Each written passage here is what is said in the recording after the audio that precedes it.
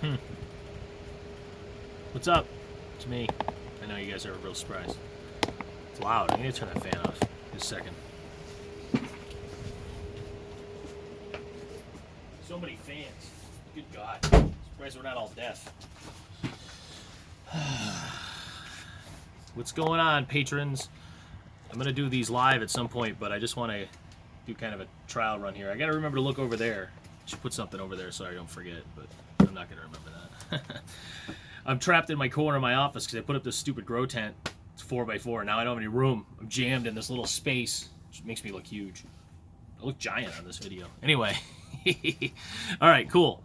I want to talk about some marketing stuff because I know you guys probably all have questions about restaurant marketing, most likely. Some of you probably have experience with it, and I get a lot of questions about restaurant marketing. And when I teach a class, like the number one question I get is, how do you approach chefs? At some point here in this endeavor of Patreon and all these videos, I'm gonna try my best. I've got about 50 to convince to get a chef in here to sit down with me. Maybe not in here, maybe in the restaurant, whatever. And interview one and just ask them those questions. And like at some point, I'm gonna ask you guys to give me questions that you may want to know as far as a chef goes. But anyway. Just to touch on some quick marketing, and like I did a class on this recently in Texas, and I've got my computer screen open here, and the class was called taking your microgreens from hobby to hustle, right? And if you're just growing in your house, that's fine. If you want to take it to that next level, it's really not a big deal. Once you master your systems at home and you've really got it down, adding in succession planting essentially is really all you're doing. And then you can just take your samples out and get it done. You got to put some packaging together and some invoicing. You can use Excel, you can use wave.com. That's what I use, like WAVE, like the water. And that is free, and I just use that because why not, right? But anyway, you make that leap after you've mastered some crops and things like that. But let's get right into the nitty gritty of like what we're trying to do here. My business is based on direct sales to restaurants. So I am, taking custom orders, and like literally I'll deliver you 2 ounces of basil if I'm already going to that town, because why the hell wouldn't I? It gets a little tedious, but it's fine because I've got 10 other people getting basil too. So what's another 2 ounces? Why not make the sale? It's incremental sales is our business plan here. And, we have some big accounts that definitely make up for a lot of this stuff. But I have some small accounts that get $40, $20 worth of stuff a week, and they're on my route, so who cares, right? But I use Yelp to find restaurants. It's almost all I do. Like, word of mouth and Yelp are my 2 ways of finding customers. So if you're starting out, you don't have word of mouth, right? So you need to get on Yelp, and you need to just search restaurants in your area. You can set up a zone. You got a map you can use that you can zoom in and out of on Yelp, and you can hone it down to the dollar signs. I eliminate the bottom dollar sign. There's 4. It's $1 to $4, and that's the price of the menu. Now, obviously, if the place is serving $6 burgers, they're not going to buy $6 worth of microgreens put on a burger, so I avoid those, right? But you're just not looking for the low-range, cheapo, El Cheapo restaurants. But sometimes some of the places will surprise you. I've had some bars that have bought microgreens. And if you have other offerings like we do, that's another smart thing to do down the road. If you're selling microgreens to restaurants, now you have the clientele add stuff. Like I have a syrup guy, I have a honey guy, I have a goat cheese guy. I've got a couple of various produce farms that I sell for. What am I forgetting? Goat cheese, honey, maple syrup is the big one. Did I say maple syrup? That's the big one. We sell a ton of maple syrup, and I get $10 a gallon. The guy just drops it off here at the office, and I just carry it into a restaurant. So why wouldn't I just do that, There's something else. Oh, garlic. I have a garlic guy.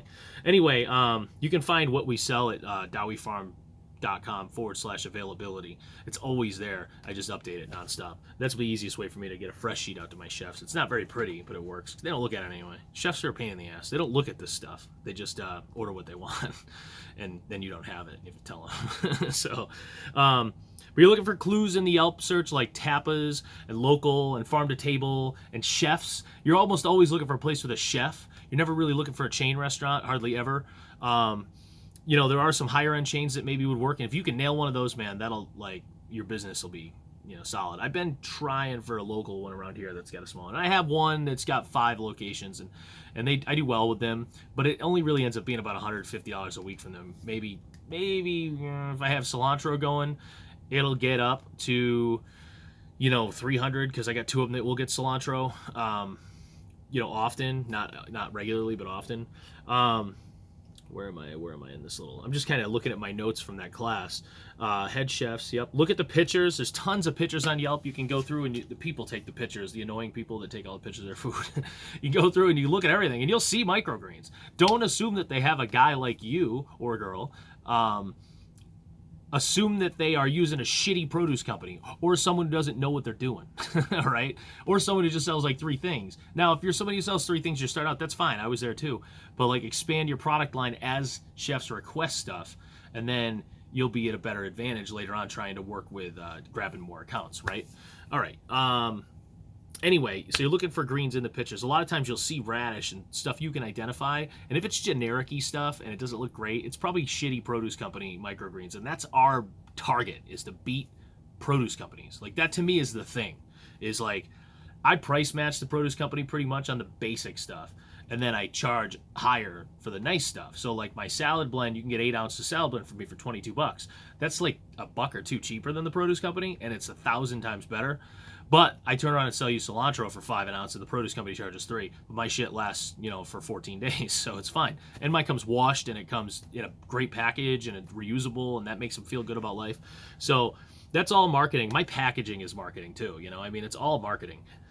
So blah blah blah. So even if you don't see greens in the pictures, there's a lot of times I look at it 2 ways. I'll see greens in a picture on Yelp, and I'll go, okay, they've got greens, and I bet you they suck. I'm gonna go in and beat that.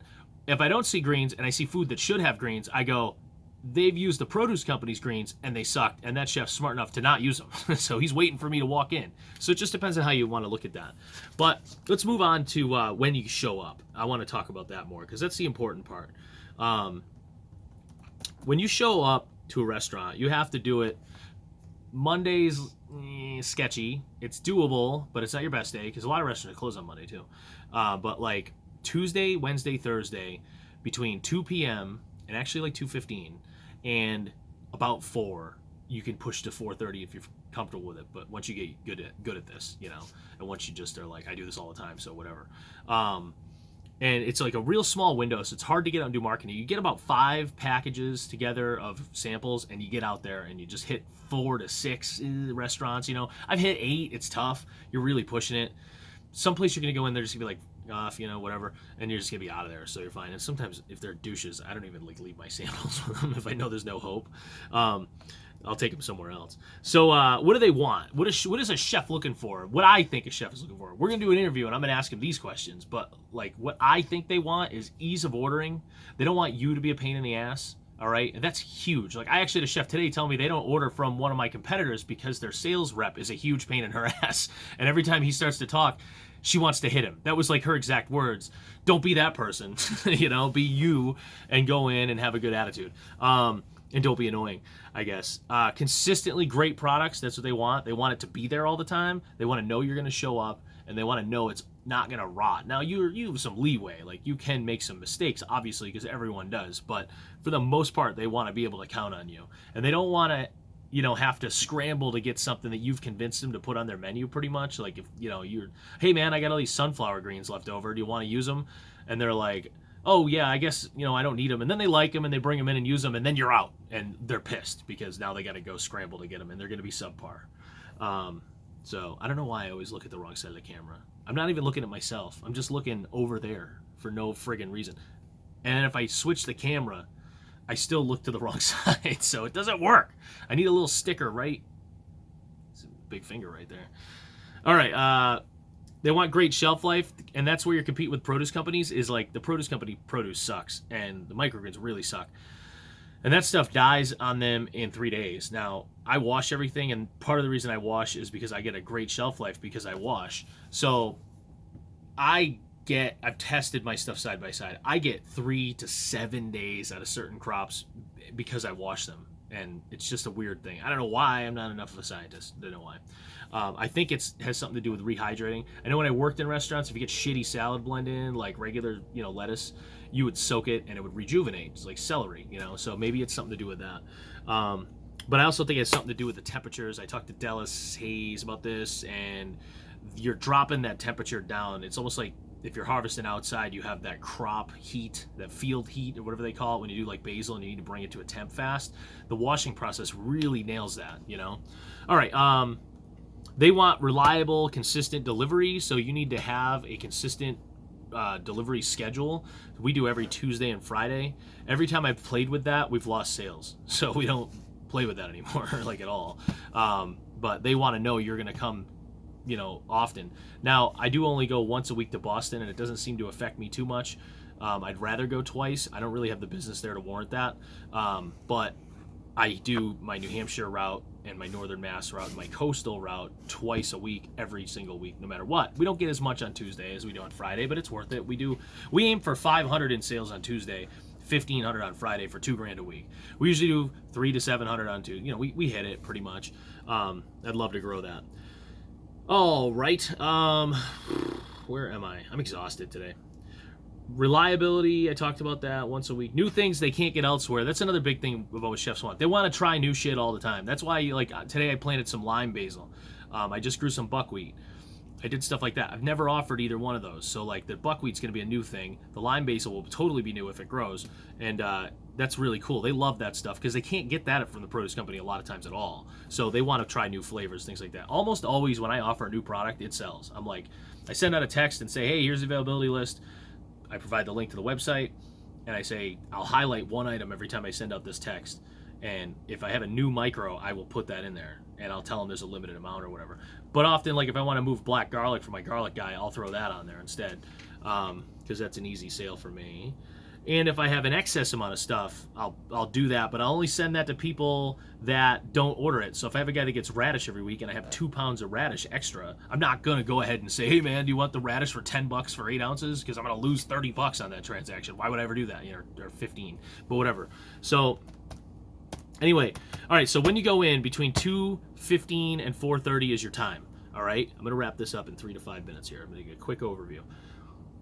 The most important thing, I think, is to be likable and be yourself. I know that doesn't just come natural to people all the time. So it can be tough. I've met a lot of people in these classes that, like, I'm like, man, you can, I don't know. Maybe if you're that person, it's worth you growing and doing that thing, doing everything else, and hiring a salesperson, like, if you can get there. It's not a bad move. Or maybe you have, like, a significant other, hiccups. Maybe you have a significant other that has that ability. Like for me, I was lucky because I spent 23 years in the restaurant business, bartending and managing and stuff, and I ran a Hooters for 6 years. It was hell. And no, it was fun. I'm just kidding. And my business partner is, you know, whatever. Whatever. I don't know. I'll edit that shit out. So no, but you know, I hire people that are good in sales. My business partner was a bartender forever. So, you know, we're in the business, so we're lucky. When you walk in, you're going to make contact with an employee. The very important thing, I think, the number one thing is when you make contact with that first employee, it's probably a hostess or a waitress or a bartender, make that person your ally. Be wicked nice to that person. Always be nice to everybody you run into in the restaurant anyway, because they're all friends, okay? They all hang out and drink beers after work, trust me, until 3 a.m, and they're gonna, like, did you see that dickhead that came in with the microgreens? He's treated me like shit. That will come out at 3 a.m. So what you want is you want an ambassador. You want to make that person your ambassador. When you walk in, smile, hi, how are you? You don't have to go nuts, don't overdo it. Just be polite and be like, hey, I'm John, I'm from Dowie Farm. I brought some microgreen samples. I got a big stack of samples. I'll get into that in a second. And I'd love to talk to the chef if he's not busy, you know? And now you have like an advocate for your business in the restaurant, kind of, because you've kind of, like, you know, you've charmed them a little, I guess, and they're going to go out back and grab the chef. And they want the chef to come out and talk to you now, whereas a lot of times chefs are in a meeting, and trust me, I've never seen a chef in a fucking meeting, okay? But every time I go to sample, they're in a meeting, so it's bullshit, but whatever. They don't want to talk to people. But you want an ambassador. A lot of times I'll leave my samples even if I don't get to meet with the chef, and then I get a call, or I'll follow back up, and when I follow back up, I get in.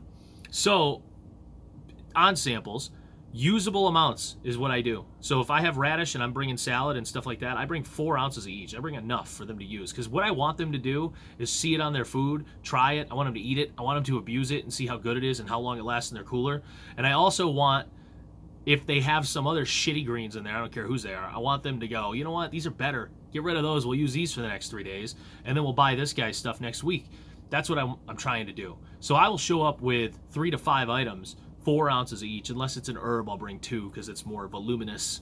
All right. But usable samples are huge, and like I do syrup, so I bring little cups of syrup. And who doesn't like maple syrup, right?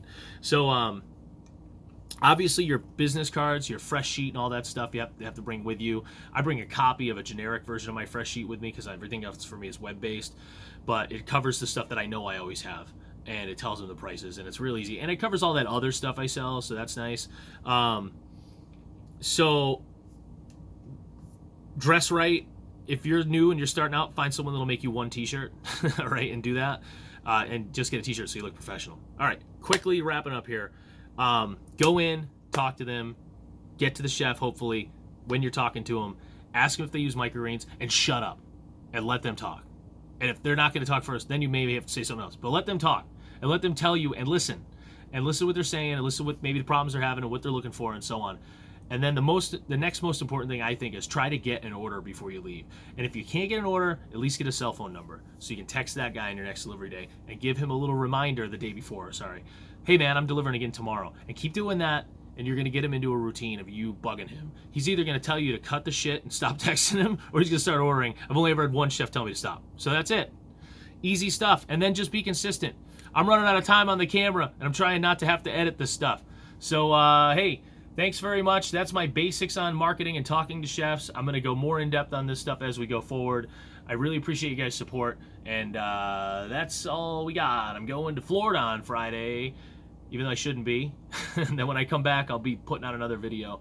And this is, yeah, cool, excellent. And here's to happy growing, and I hope you all have a nice holiday. Bye.